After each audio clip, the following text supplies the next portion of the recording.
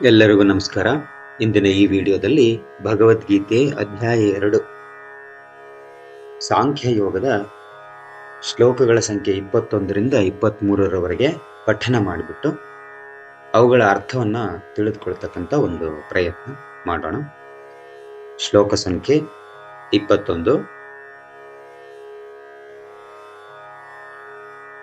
ವೇದಾ ವಿನಾಶಿನಂ ನಿತ್ಯಂ ಯ ಏನಮಜಮವ್ಯಯಂ ಕಥಂ ಸ ಪುರುಷಃ ಪಾರ್ಥ ಕಂ ಘಾತಯತಿ ಹಂತಿಕಂ. ಶ್ಲೋಕ ಸಂಖ್ಯೆ 22.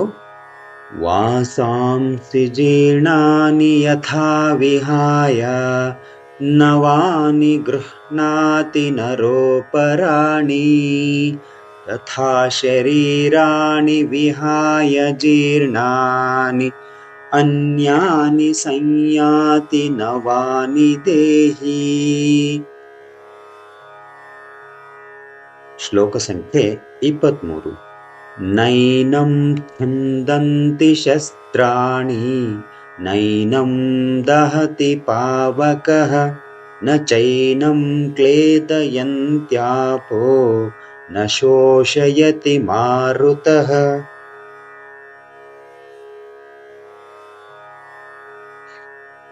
ಈಗ ಈ ಶ್ಲೋಕಗಳ ಅರ್ಥಗಳನ್ನ ನೋಡ್ತಾ ಹೋಗೋಣ. ಈ 21ನೇ ಶ್ಲೋಕದಲ್ಲಿ ಶ್ರೀಕೃಷ್ಣ ಪರಮಾತ್ಮ ಅರ್ಜುನನಿಗೆ ಹೇಳ್ತಾ ಹೋಗ್ತಾರೆ ಆತ್ಮದ ವಿನಾಶಿ ತತ್ವದ ಕುರಿತು ಏನು ಇಂದಿನ ಶ್ಲೋಕಗಳಲ್ಲಿ ಹೇಳಿದ್ರಲ್ವಾ, ಅದರ ಭಾಗವಾಗಿ, ಅದರ ಮುಂದುವರಿದ ಭಾಗವಾಗಿ ಈ ಶ್ಲೋಕ ಬರುತ್ತೆ. ಇಲ್ಲಿ ಹೇಳ್ತಾರೆ, ವೇದಾ ವಿನಾಶಿನಂ ನಿತ್ಯಂ ಯೇನಮಜಮವ್ಯಯಂ ಕಥಂ ಸ ಪುರುಷಃ ಪಾರ್ಥ ಕಂ ಘಾತಯತಿ ಹಂತಿಕಂ. ಅಂದ್ರೆ ವೇದ ಅವಿನಾಶಿನಂ. ವೇದ ಅಂದ್ರೆ ತಿಳಿದುಕೊಂಡಿರ್ತಕ್ಕಂಥದ್ದು ಅಥವಾ ನಾಲೆಜ್ ಅಂತೀವಲ್ಲ ಅದು. ವೇದ ಅವಿನಾಶಿನಂ. ಅವಿನಾಶಿನಂ ಅಂದ್ರೆ ಯಾವುದಕ್ಕೆ ನಾಶ ಇಲ್ವೋ ಅದು ಯಾವುದಂದ್ರೆ ಆತ್ಮ. ನಿತ್ಯಂ ಅಂದ್ರೆ ಅದು ನಿರಂತರವಾಗಿ ಇರತಕ್ಕಂಥದ್ದು, ಅದಕ್ಕೆ ಒಂದು ಆದಿ ಅಂತ್ಯ ಏನು ಇರೋದಿಲ್ಲ, ಅದು ಸತತವಾಗಿ ಇರತಕ್ಕಂಥದ್ದು. ನಿತ್ಯಂ ಯ ಏನಂ ಅಜಂ ಅವ್ಯಯಂ. ಈ ಆತ್ಮ ಏನಿದೆಯಲ್ಲ ಅದು ಅಜಂ, ಅದಕ್ಕೆ ಹುಟ್ಟು ಇಲ್ಲ. ಅವ್ಯಯಂ, ಅದು ಬದಲಾವಣೆಯನ್ನು ಸಹ ಅನುಭವಿಸೋದಿಲ್ಲ, ಅದು ಬದಲಾವಣೆಗಳಿಗೆ ಒಳಪಡೋದಿಲ್ಲ. ಪ್ರಕೃತಿಯ ನಿಯಮಗಳಿಗೆ ಅದು ಒಳಪಡೋದಿಲ್ಲ. ಪ್ರಕೃತಿ ಅಂದ್ರೆ ಪ್ರಕೃತಿಯ ನಿಯಮಗಳಲ್ಲಿ ಬದಲಾವಣೆ ಅಂತಕ್ಕಂಥದ್ದು ಬಹಳ ಸಹಜವಾಗಿರುತ್ತೆ.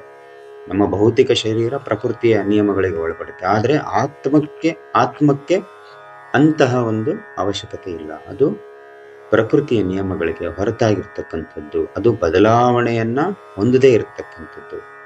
ಕಥಂ ಸ ಪುರುಷ, ಅದು ಹೇಗೆ ವ್ಯಕ್ತಿಯಾಗಿರ್ತಕ್ಕಂಥವನು, ಯಾವುದೇ ಒಬ್ಬ ವ್ಯಕ್ತಿ ಆಗಿರ್ಲಿ, ಹೇ ಪಾರ್ಥ ಕಂ ಘಾತಯತಿ ಹಂತಿಕಂ.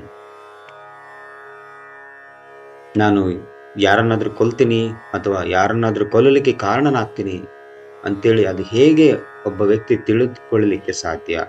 ಅಂದ್ರೆ ಯಾರಿಗೆ ಆತ್ಮದ ಅವಿನಾಶಿ ತತ್ವ, ಅದರ ಅವಿನಾಶಿ ತತ್ವದ ಕುರಿತು ನಿಜವಾದ ಜ್ಞಾನ ಇದೆಯೋ, ಯಾರು ಆತ್ಮಜ್ಞಾನಿಗಳಾಗಿರ್ತಾರಲ್ವಾ ಅವರು ತಿಳಿದಿರ್ತಾರೆ, ಅದು ಆತ್ಮ ಅಂತಕ್ಕಂಥದ್ದು ಅವಿನಾಶಿಯಾಗಿದೆ, ಅದು ನಿತ್ಯವಾಗಿದೆ, ಅದಕ್ಕೆ ಹುಟ್ಟಿಲ್ಲ, ಅದು ಬದಲಾವಣೆಯನ್ನು ಅನುಭವಿಸೋದಿಲ್ಲ.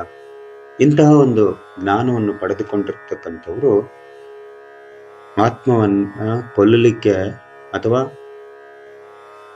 ನಾಶಪಡಿಸಲಿಕ್ಕೆ ಆಗೋದಿಲ್ಲ ಅಂತಕ್ಕಂಥ ಒಂದು ತಿಳುವಳಿಕೆಯನ್ನು ಪಡೆದುಕೊಂಡಿರ್ತಾರೆ. ಅವರು ಆ ರೀತಿಯಾಗಿ ಯೋಚನೆ ಮಾಡೋದಿಲ್ಲ. ಹಾಗಾಗಿ ನೀನು ಸಹ ಇಂಥ ಒಂದು ಜ್ಞಾನವನ್ನು ಪಡೆದುಕೊಳ್ಬೇಕು ಅಂತೇಳಿ ಇಲ್ಲಿ ಶ್ರೀಕೃಷ್ಣ ಪರಮಾತ್ಮ ಸೂಚ್ಯವಾಗಿ ತಿಳಿಸ್ತಾ ಇದ್ದಾರೆ ಅರ್ಜುನನಿಗೆ.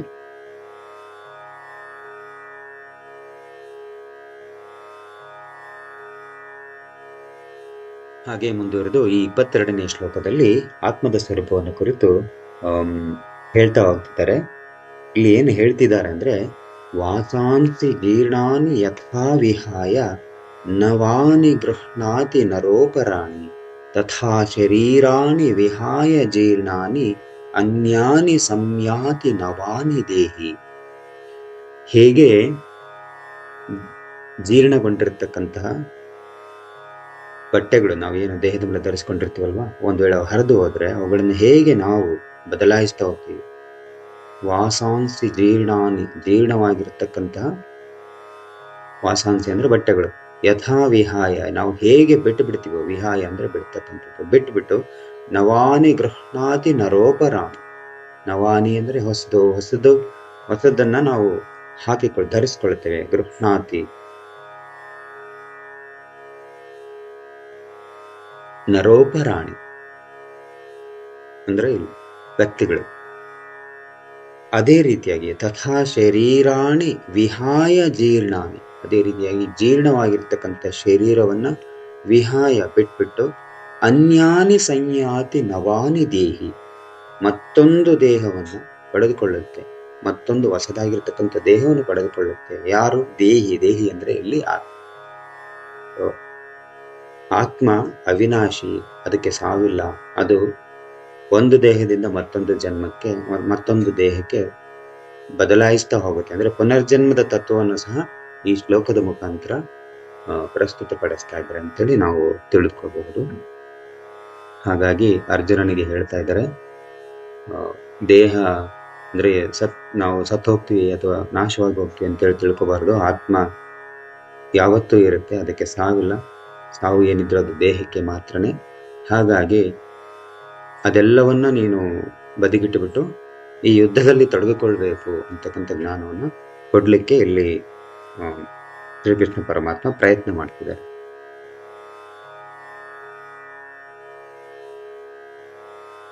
ಹಾಗೆ ಮುಂದುವರೆದು ಈ 23ನೇ ಶ್ಲೋಕದಲ್ಲಿ ಅದೇ ಆತ್ಮದ ಅವಿನಾಶ ತತ್ವದ ಕುರಿತು ಇನ್ನ ಹೆಚ್ಚಿನ ವಿವರಣೆಯನ್ನ ಕೊಡ್ತಾ ಹೋಗ್ತಾ ಇದ್ದಾರೆ ಅಂತ ಹೇಳ್ಬೋದು. ಇಲ್ಲಿ ಹೇಳ್ತಾರೆ, ನೈನಂ ಛಿಂದಂತಿ ಶಸ್ತ್ರಾಣಿ ನೈನಂ ದಹತಿ ಪಾವಕಃ ನ ಚೈನಂ ಕ್ಲೇದಯಂತ್ಯಾಪೋ ನ ಶೋಷಯತಿ ಮಾರುತಃ.